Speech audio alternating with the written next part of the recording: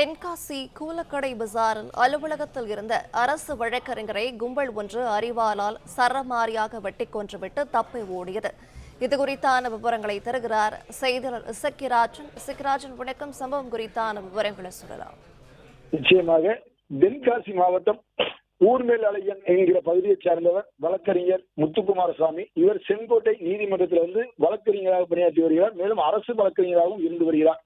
இந்த நிலையில் இன்று 12 மணி அளவில் செங்கோட்டை வழக்கு நீதிமன்றத்தில் அனைத்து வழக்கறிஞரோடு இருந்து பேசிவிட்டு தென்காசி சென்றதாக கூறப்படுகிறது. தென்காசி சென்று அவரது அலுவலகத்தில் வைத்து மர்ம நபர் அரிவாளால் வெட்டிவிட்டு தப்பி ஓடியுள்ளார். இது குறித்து அந்த பகுதியில் இருந்தவர்கள் சம்பவத்தை பார்த்து உடனடியாக தென்காசி காவல்துறையினருக்கு தகவல் தெரிவித்தனர்.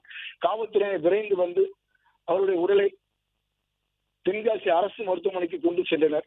அங்கு அவருக்கு தீவிர சிகிச்சை அளிக்கப்பட்டது. ஆனால் சிகிச்சை பலனின்றி பரிதாபமாக வழக்கறிஞர் முத்துக்குமாரசாமி பலியானார். இது குறித்து அனைத்து வழக்கறிஞர்களும் தகவல் அறிந்து தென்காசி திருநெல்வேலி சாலை மறியல் போராட்டத்தில் ஈடுபட்டனர். தென்காசி மாவட்ட காவல்துறை கண்காணிப்பாளர் அரவிந்த் சம்பவ இடத்திற்கு விரைந்து வந்து வழக்கறிஞர்களோடு பேச்சுவார்த்தை நடத்தினார். பேச்சுவார்த்தையின் போது இன்று மாலைக்குள் சம்பந்தப்பட்ட குற்றவாளியை கைது செய்வோம் என்று உறுதியளித்ததை தொடர்ந்து வழக்கறிஞர் அனைவரும் கலைந்து சென்றனர். இந்த சம்பவம் தென்காசி பகுதியில் பெரும் பரபரப்பை ஏற்படுத்தியுள்ளது. வழக்கறிஞர்கள் அனைவரும் கொந்தளிப்பில் உள்ளனர். பிளே ஸ்டோர் மற்றும் ஆப் ஸ்டோரில் இருந்து பாலிமர் செயலியை QR கோடு மூலம் பதிவிறக்கம் செய்யுங்கள். செய்திகளை உடனுக்குடன் பெறுங்கள்.